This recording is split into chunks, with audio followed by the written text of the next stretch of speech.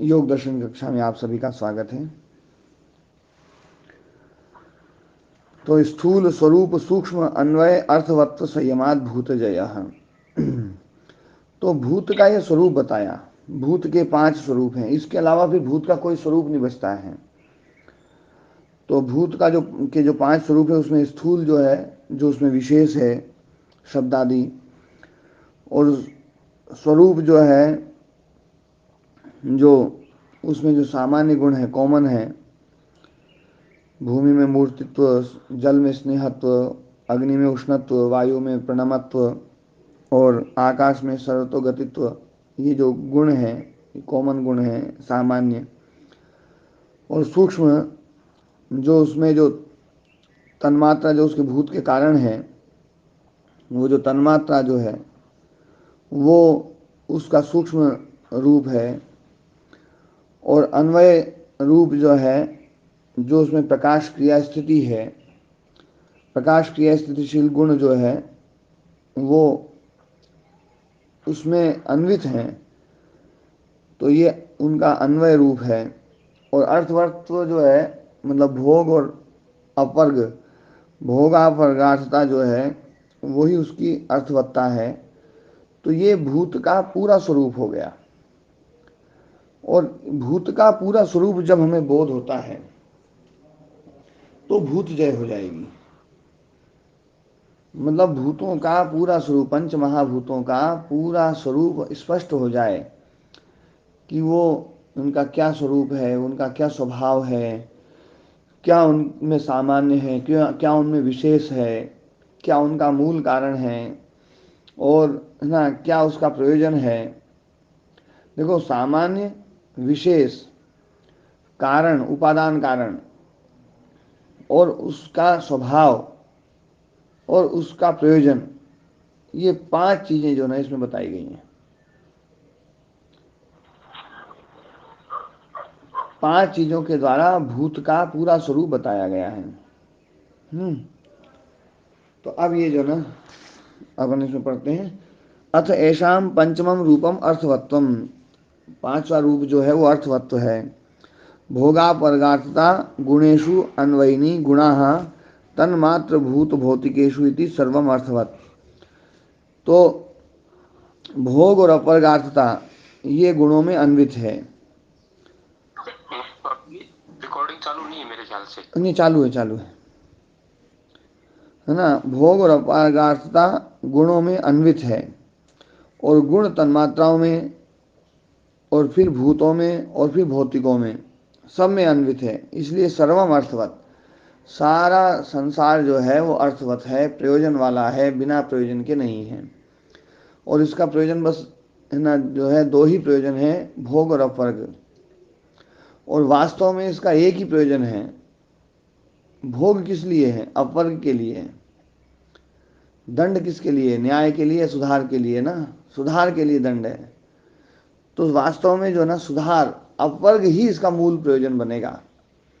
इस पूरे ब्रह्मांड का, इस पूरे ब्रह्मांड में एक एक पत्ता, एक एक तिनका, एक एक अणु, एक एक परमाणु, एक एक कण, एक एक रेत का दाना, आप घर में ना मकान बना रहे हो और गिट्टी पड़ी हुई ना, तो उस गिट्टी को उठा के देखना, तो बोले भैया ये भी मेरे अपर्ग के लिए है, ये भोग के लिए तो। हाँ, ओम प्रणाम जी।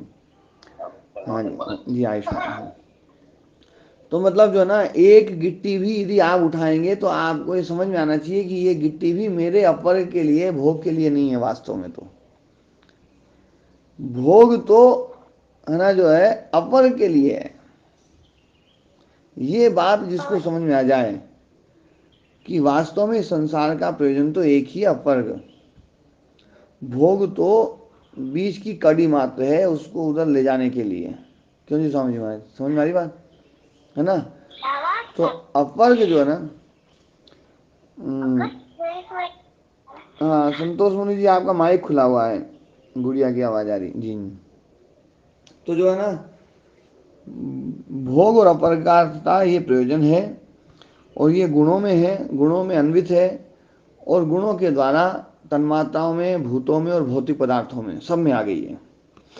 तेषु इदानीम भूतेषु पंचसु पंच रूपेषु संयमात। तो तेषु, उन पंच रूपों में, इदानीम भूतेषु पंचसु, जो 5 भूत हैं उनमें और उसके जो 5 रूप हैं उनमें संयमात, संयम करने से तस्य तस्य रूपस्य स्वरूप दर्शनम, तो उसके रूप का स्वरूप दर्शन, और जयश्च, और उस रूप के ऊपर जयता आती है। जयश्च प्रादुर्भवती, वो उत्पन्न होती है, जयता उत्पन्न होती है। तत्र पंचभूत स्वरूपाणि जीत्वा जीत्वा, तो वहां पर 5 भूत स्वरूपों को जीत करके भूत जयी भवती, योगी जो है वो भूत जयी हो जाता है, भूतों के ऊपर उसका कंट्रोल हो जाता है, सारे भूत जो ना उसके अंडर में हो जाते हैं। तज्जयात, और उसके जय करने से, तत्सानुसारिण्य, तज्जयात, तज्जया तद्वत्, इसमें एक शब्द छूट गया है, तज्जयात वत्स, वत्स शब्द। वत्स, हाँ, वत्सानुसारिण्य इव गावः, ये वत्स शब्द, वत्स वत्स मतलब बछड़ा। तो जो ना तज्जयात, उसके जय करने से, वत्सानुसारिण्य इव गावो, जैसे है ना जो ना किसी ने बछड़े को अपनी गोदी में उठा करके और वो जाता है तो गाय उसके पीछे पीछे चलती है, बछड़े के अनुसार गाय चलती है। ऐसे ही यदि किसी योगी ने उन स्वरूपों पर, उन भूतों पर है ना जो ना जय कर लिया, तो अस्य संकल्पानुविधायिन्य भूत प्रकृतयो भवन्ति, उसके संकल्प के अनुसार ही भूत प्रकृति, भूत की जो पूरी प्रकृति है वो हो जाती है। जैसा वो संकल्प करेगा वैसा वो भूत और भूत की प्रकृति जो ना हो जाएगी। मतलब योगी के संकल्प के अनुसार जो ना, जैसे बछड़े के पीछे पीछे गाय चलती है, वैसे योगी के संकल्प के पीछे ये सारे भूत चलेंगे। कितनी बड़ी सिद्धि बताइए देखो, क्यों जी महाराज जी? मतलब कुछ भी कर सकता है। हाँ, कुछ भी कर सकता है, लेकिन वो उल्टा नहीं करता है, उल्टा तो नहीं करेगा, है ना, कि उल्टा कर देगा तो दूसरे के संकल्प का विघात हो जाएगा, दूसरे योगी का संकल्प का विघात हो जाए तो वो भी गलत है। इसलिए वो सूरज को चांद नहीं बनाएगा, अमावस्या को पूर्णिमा नहीं बनाएगा। क्यों? क्योंकि सर्वेश्वर, सर्वव्यापक जो ईश्वर है उसका संकल्प है ये, उसके संकल्प का विघात नहीं करेगा योगी। योगी जो, हाँ जी, बाकी करना चाहे तो कर सकता है, नहीं करना चाहे तो यदि करेगा तो फिर 2 संकल्प हो गए, दोनों योगी हैं। हाँ। जो बड़ा होगा वो, है ना, तो दोनों योगी हैं और दोनों में संकल्प यदि वो, महायोगी तो परमात्मा ही है, फिर वो कैसे करने देगा? हमें, मैं बताता हूँ, वही तो बोल रहा। तो 2 संकल्प हैं और दोनों विरुद्ध संकल्प हैं, तो दोनों विरुद्ध संकल्प हैं तो जो है ना, अब एक होगा तो दूसरे का जो है ना संकल्प टूट जाएगा, तो संकल्प टूट जाएगा फिर तो उसका योग भ्रष्ट हो जाएगा। इसलिए विरुद्ध संकल्प होता ही नहीं है योगी का। हाँ बिल्कुल, यही मैं पूछना चाह रहा था। हाँ, योगी विरुद्ध संकल्प कभी नहीं करेगा, ये बात ध्यान रखने वाली है। हाँ महाराज जी, होता भी नहीं होगा, ये करेगा क्या? होता भी नहीं होगा। हाँ, नहीं मतलब संकल्प ही नहीं होता है, संकल्प ही नहीं करता है, वो एक ही बात है कि वो संकल्प जो ना, क्योंकि उसको ये पता चल जाता है, जैसे ही वो संकल्प करेगा ना तो उसको ये साफ साफ दिखाई देता है कि ये ही संकल्प करने वाला है, ये संकल्प तो पूर्व से सिद्ध है। उस महायोगी, क्योंकि वो सदा मुक्त है, सदा ईश्वर है, उसका संकल्प है, उस संकल्प में विघात नहीं कर सकता वो योगी। हाँ बिल्कुल महाराज जी, ठीक। जी। लेकिन ये तो संकल्प वो कर सकता है कि जैसे उसने दूध पिया और वो दूध जो है ना, मतलब मान लीजिए उस दूध में कोई थोड़ा बहुत जहर गिर गया तो वो जहर जो है ना, पर्सनल तक कर सकता है महाराज जी, पर्सनल तक कर सकता है। हाँ, मतलब जो है ना, तो उनमें उसके संकल्प का कोई विघात नहीं होगा, है ना जी। और वो सबके दूध को दही बना दे तो वो तो कर ही नहीं सकेगा, क्योंकि महायोगी का संकल्प है, तो पर्सनल हाँ, चल सकता है, मैं जहां तक सोच रहा हूँ। जी जी। तो ये छोटा सा प्रश्न मैं पूछूं जी, ये जैसे आत्म तत्व स्वार्थ है, ईश्वर प्रार्थ माना जाएगा क्या गुरुदेव? हाँ, ईश्वर परार्थ है। हाँ, ईश्वर ईश्वर के लिए नहीं है, ईश्वर इस पूरे हमारे जड़ लिए जगत के लिए छोड़ है। दो। अच्छा अच्छा ईश्वर जड़ जगत के लिए है। अच्छा। हम्म।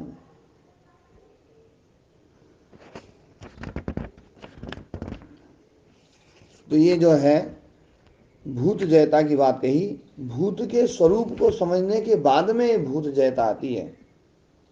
कोई आदमी पहले ही भूत जयी बन जाए और भूतों के स्वरूप को समझा नहीं और भूत जयी बन गया, तो फिर तो उल्टे सीधे संकल्प करेगा। क्यों जी? मतलब बन सकता है बिना समझे बन सकता। नहीं, मैं वही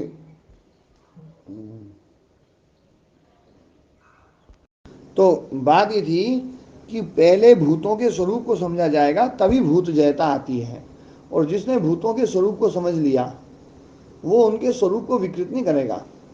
ये बात जिसको समझ में जाएगी ना, कई बार हम ये सोचते हैं कि भैया भूत जय आ जाए तो ये तो सिद्धि ऐसी है कि फिर तो सारा उठा पटक कर देगा योगी, ये कर देगा, इसलिए ये सिद्धि नहीं हो सकती है। और मैं कहता हूँ कि जिसने भूतों के स्वरूप को समझ लिया है सिद्धि उसी को होती है, और जिसको सिद्धि होती है वो भूतों के स्वरूप को उल्टा सीधा करेगा ही नहीं। इसलिए इस सिद्धि को लेकर के मन में संदेह नहीं होना चाहिए, क्योंकि ये सिद्धि बड़ी सिद्धि है, बहुत बड़ी सिद्धि है ये भूत जयता। और भूत जयता होने पर जो है ना और कई प्रकार की सिद्धि आ जाती है,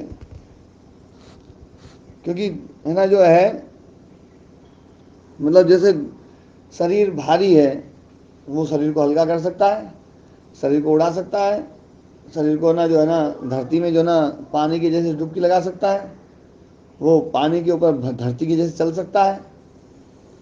ये सारे मतलब जो है ना वो काम कर सकता है। लेकिन वो पानी के ऊपर चलेगा तो उससे उसकी जो व्यवस्था, जो व्यवस्थापक की जो व्यवस्था है, उस व्यवस्था में कोई मतलब ना दिक्कत नहीं होगी। दिक्कत तो तब हो जब वो पूरे पानी को धरती बना दे और सारे लोगों के पीने का पानी खत्म हो जाए तो एक बात है ना। तो है ना जो है, इसलिए वो उस व्यवस्था का को नहीं ना तोड़ेगा, मन मर्जी नहीं करेगा। ये आगे जो ना ये बात व्यास मुनि जी खुद ही कहेंगे इस बात को, है ना, कि वो पदार्थ विपर्यास नहीं करता है। ऐसा व्यास मुनि जी खुद बोलते हैं कि पदार्थ विपर्यास नहीं करता, मन मर्जी नहीं करता वो ना, कि जैसा ना समर्थ होने पर भी ना जो है मन मर्जी नहीं करेगा। क्योंकि जो पूर्व सिद्ध है, पूर्व सिद्ध जो है, जो परमात्मा जो सदा से सिद्ध है, उस सिद्ध का जो संकल्प है कि ये ऐसा रहे, ऐसा संसार रहे, ऐसा संसार रहे, उसका जो संकल्प है उस संकल्प को नहीं तोड़ेगा वो। उसके रहने मात्र से जो व्यवस्था बनती है यही उस परमात्मा का संकल्प है, ये समझ लो। तो अब आगे ततो अणिमादि प्रादुर्भाव। वो महाराज जी कौन सा सूत्र आ चल रहा है अपना ये? 44वां सूत्र हो गया, अब 45वां शुरू कर रहे हैं अब। ठीक है महाराज जी। ततो अणिमादि प्रादुर्भाव काय संपत तद्धर्मानभिघातश्च। तो उसके बाद में अणिमादि का प्रादुर्भाव होता है। अणिमादि जो सिद्धियां हैं उन सिद्धियों का प्रादुर्भाव होता है। काय संपत और ना शरीर की जो उत्कृष्टता, उत्कर्ष है ना, उसके अनुसार मतलब शरीर में ऐसी शक्ति आ जाती है, इच्छा अनुसार शक्ति, है ना। और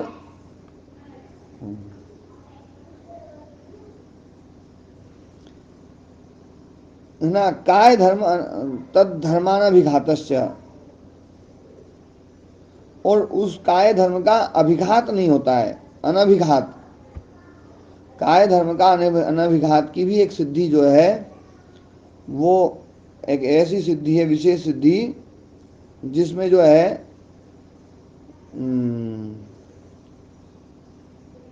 मतलब कि शरीर का धर्म है चलना, और उस चलने वाली जो क्रिया है उस क्रिया को कोई दीवार नहीं रोक सकती, कोई पहाड़ नहीं रोक सकता, कोई यूं नहीं भैया, कोई है ना मिट्टी का ढेर रोक ले, वो उस मिट्टी के ढेर में से ऐसे निकल जाएगा जैसे हवा में से निकलता है ना, जो है इतना इतनी उसमें जो है ना वो हो जाएगी। मतलब ये जो प्रकृति है ना, ये प्रकृति उसके लिए फिर विघात नहीं पैदा करती है, बाधक नहीं बनती है, योगी के लिए बाधक नहीं बनेगी। जैसे हवा हमारे लिए बाधक नहीं बनती है, हम जाते हैं तो हवा में से आराम से निकल जाते हैं, तो योगी है ना और भी चीज़ों में से निकल सकता है, प्रकृति उसमें उसको रोकेगी नहीं, क्योंकि प्रकृति समझ जाती है कि इसने मुझे पूरे स्वरूप को समझ लिया है और ये मेरे स्वरूप को विकृत नहीं करेगा। इसलिए प्रकृति जो ना उसके लिए बिल्कुल जो ना है और नहीं है जैसी हो जाती है, मतलब उसको विघात नहीं करती, उसको रोकती नहीं है। अब भाष्य पढ़ते हैं। तो ये अणिमादि जो सिद्धियां हैं वो बता रहे हैं। पहले अणिमादि सिद्धि कौन कौन सी है? एक तो है अणिमा, एक लघिमा, एक महिमा।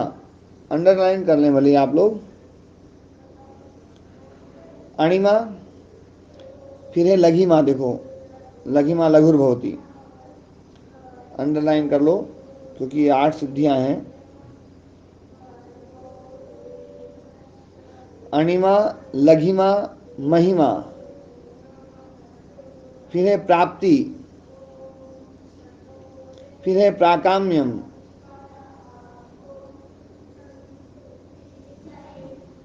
फिर है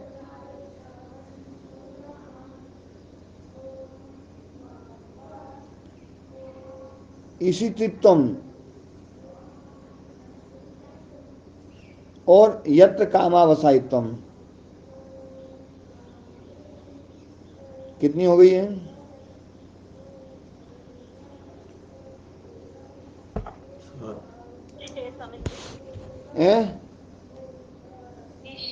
तक 6 हुई। देखो अणिमा, लघिमा, लघिमा, महिमा, 3, प्राप्ति, 3, 4, प्राकाम्य, 5, वशित्व, वशित्व, हाँ वशित्व, हाँ पीछे रह गया वो। वशित्व, फिर ईशितृत्व और यत्र कामावसायित्व। 8 हो गई। महिमा को गरिमा भी बोलते हैं ना गुरुदेव? है? महिमा को गरिमा भी बोलते हैं ना? हाँ गरिमा बोल दो। अणिमा, लघिमा, महिमा। गरिमा सुना था। ये जो हमारे 8 चक्र है इन्हीं को वशीभूत करने के बाद आती है सिद्धि गुरुदेव, ऐसे पढ़ा था मैंने। महाराज अणिमा और लघिमा एक ही है और महिमा और गरिमा एक ही है? महिमा और गरिमा एक ही का नाम है और लघिमा और अणिमा नहीं, अणिमा, अणिमा और लघिमा अलग अलग है। अणिमा तो अणुरूप ही हो जाना है। लघु का महाराज क्या अर्थ है? लघु का रूप छोटा रूप होना है ना।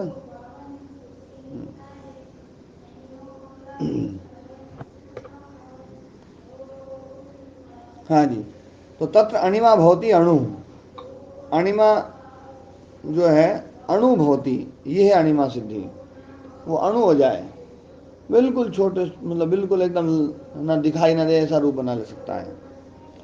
लघिमा भवती, लघुर भवती, वो अपने शरीर को छोटा कर सकता है, लघु कर सकता है ना, बड़ा भी कर सकता है, छोटा भी कर सकता है। हनुमान जी के बारे में आता है जो लघु भवती। महिमा, महान भवती, बड़ा कर सकता है। प्राप्ति ही, अंगुल्यग्रेणापि स्पृशति चंद्रमसम, अंगुली के अग्रभाग से चंद्रमा को छू सकता है ना। अच्छा ये जो चीज है ना, ये थोड़ी सी ऐसी लगती है यार ये कैसे संभव होगा, लेकिन ये सब चीज जो ना आगे थोड़ी और कुछ समझाएंगे इसमें। जब जाति लक्षण देश के बारे में बात आए तब मुझसे पूछना, ये देश जो ना, जाति लक्षण देश जो है, ये सब चीजें जो है योगी जो ना इनसे ऊपर उठ जाता है। तो जाति लक्षण देश, उसका व्यवधान समाप्त हो जाता है, और जब उसका व्यवधान समाप्त हो जाता है तो योगी को जो ना मतलब यूं नहीं रहेगा कि भैया बहुत दूर देश है, वो देश का व्यवधान ही खत्म कर दिया उसने। देश का व्यवधान खत्म कर सकता है योगी, इतनी बड़ी सिद्धि जो ना। और जब इतनी बड़ी सिद्धि हो जाएगी, वो मतलब इतनी बड़ी वो हो जाएगी, तो फिर प्राप्ति कहीं पर भी किसी को छुएगा तो उसको यूं नहीं कि इतनी दूर है, इतनी दूर आपके लिए हो सकता है, पर वो जो ना जो है वो देश है ना, देश को उसने खत्म कर दिया। जाति लक्षण और देश को जो है ना, ये वास्तव में जो है ना, इनके बारे में कभी चर्चा होगी तो ना करेंगे कि इनमें बहुत सारी चीज विकल्प वृत्ति है। तो उस विकल्प वृत्ति को जब हटा देता है योगी, तो फिर जो है ना वो चंद्रमा को छू सकता है। तो अंगुल्य क्रियणा भी स्पृशति चंद्रमसम। प्राकाम्यम, प्राकाम्य मतलब इच्छा न अभिघातः, इच्छा का अभिघात नहीं होगा। इच्छा जो उसने करी ना, वो मतलब इच्छा जो ना मरेगी नहीं उसकी, मतलब इच्छा के विपरीत काम नहीं होगा। भूमौ उन्मज्जति, भूमि में जो है ना डुबकी लगा सकता है वो। निमज्जति मतलब उसमें ऊपर उठेगा, निमज्जति डुबकी लगाएगा। ये जल में से निकलना और डूबना ऐसे ही धरती में कर सकता है वो। यथा उदके, जैसे जल में। वशित्वम, भूत भौतिकेशु वशी भवति। हाँ, भूत और भौतिक पदार्थ जो है, भूत और भौतिक जो विषय हैं उनमें जो है वशी भवति, वशकर्ता भवति, उनको वश में करने वाला हो जाता है। भूत और भौतिक विषयों को वश में करने वाला हो जाता है, सारे विषय उसके वश में हो जाते हैं।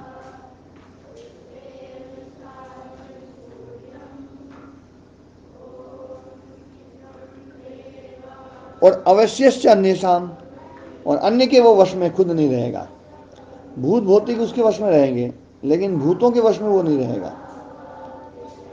भूत और भौतिक पदार्थों के या अन्य किसी उसके वश में वो नहीं रहेगा। वो दूसरे सब पदार्थों को वश में कर सकता है। अभी तो हम देखो सब पदार्थों के वश में है। हमारा सूक्ष्म शरीर के वश में है, बिल्कुल शरीर से बाहर निकल ही नहीं सकता, है ना। कर्म बंधन में बंधा हुआ ऐसा जो है ना, बिल्कुल भयंकर जो है ना, कि बिल्कुल वशीभूत है। लेकिन योगी जो है ना इस बंधन को तोड़ देता है और वो अवश्य हो जाता है वश, है ना। उसको कोई वश में नहीं कर सकता। फिर ईशितृत्वम,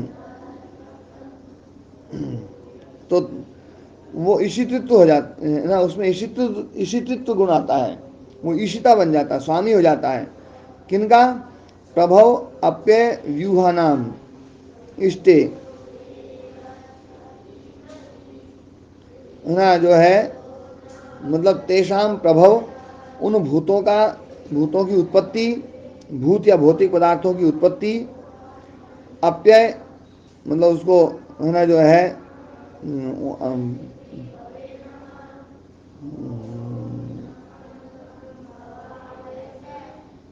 विलय, हाँ, उत्पत्ति विलय है ना, रूप जो व्यूह है। हाँ, उत्पत्ति और विनाश, हाँ, प्रलय कहो, अप्यय कहो, विनाश कहो, समाप्ति कहो। उत्पत्ति और विनाश रूप जो समूह है उसका वो मालिक बन जाता है। व्यूहा नाम, व्यूह मतलब समूह नाम, है ना। तो उनमें उनका वो स्वामी बन जाता है। यही उसकी ईशितृत्व है कि वो किसी भी चीज को पैदा कर सकता है और उसको समाप्त कर सकता है। यत्र कामावसायित्वम, सत्य संकल्पता, उसकी संकल्पता सत्य संकल्पता होती है। जो सोचा वो हो ही जाएगा, है ना। यथा संकल्प तथा भूत प्रकृति नाम अवस्थानम, जैसा उसका संकल्प होगा वैसा ही भूत प्रकृति का अवस्थान हो जाएगा, वैसी ही वो स्थित हो जाएगी। जैसा संकल्प करेगा वैसे स्थित हो जाएगी। न च शक्तो भी पदार्थ विपर्यासम करोति, लेकिन देखो एक बात यहाँ बता दी है, लेकिन फिर भी शक्तो भी, समर्थ होने पर भी पदार्थ विपर्यासम न करोति, पदार्थ में विपरीतता नहीं करता वो, कि किसी भी चीज को उल्टा सीधा कर दे, ना सारी व्यवस्था को छिन्न भिन्न कर दे, ऐसा नहीं करता है। कस्मात, क्यों नहीं करता ऐसा? अन्यस्य यत्र कामावसायिनः पूर्व सिद्धस्य तथा भूतेषु संकल्पादिति, क्योंकि जो पहले वाला जो योगी है उसमें है ना, यत्र कामावसाई जो है, ऐसा जो पूर्व सिद्ध है उसका जैसा संकल्प था, उस संकल्प के अनुसार भूत वैसे के वैसे हैं, उसमें यदि वो छेड़खानी करेगा तो उस वाले जो पूर्व वाला जो सिद्ध है उसका संकल्प गड़बड़ हो सकता है, इसलिए वो मन मर्जी नहीं करेगा। एतानी अष्टौ ऐश्वर्याणी, ये 8 ऐश्वर्य हैं, ये 8 सिद्धियां हैं। हाँ जी, हम प्रणाम जी। 8वीं सिद्धि कौन सी स्वामी जी? यत्र कामावसायित्वम, जैसा सोचेगा ना, यत्र कामना, जैसी कामना वैसा अवसायित्व, वैसा अवसान, मतलब वैसा, मतलब भूत प्रकृति का अवस्थान वैसा का वैसे हो जाएगा, जैसा वो सोचेगा भूत प्रकृति वैसे स्थित हो जाएगी। ठीक है ना जी स्वामी जी? महाराज जी। हाँ जी। महाराज जी, वार्ता से तो ऐसा समझ में आ रहा है कि ये सिद्धियां हमें सब खुद खुद की है, तो ये सिद्धियां काम की नहीं है, वैसे काम की नहीं है, दूसरे को तो छेड़ ही नहीं सकता। हाँ, लेकिन जैसे जो ना, मैं मतलब जो है ना, इसमें ये कहना चाहूँगा बस कि वो उस योगी को ये भूत प्रकृति जो है ना पूरी, ये उसको बाधा नहीं, उसको बाधा नहीं डालती है। हाँ, उसकी बाधा नहीं डाल सकती, बस इतना चाहिए। हाँ नहीं तो योगी किसी को कहेगा कि तू नौकरी लग जा, तो दूसरा बाधित होगा उससे, योगी वाला, तो फिर वो उसको लगा ही नहीं सकता। हाँ, वो है ना जो ना, तो वो उसके लिए बाधक नहीं बनेगी, पर वो किसी के लिए बाधक नहीं बनेगा। हाँ, वो किसी के लिए बाधक होती है वो सिद्धियां, तो फिर वो परमात्मा वाला संकल्प टूट जाता है, बड़े हाँ योगी वाला, तो ये उसके पर्सनल काम की रहेगी हमारे। हाँ, मतलब वो उसके लिए बाधक नहीं बनेगी। और ये हाँ, वो जैसे समझ में आ गया हमारे, सिद्धियों का खेल सारा ही। जी,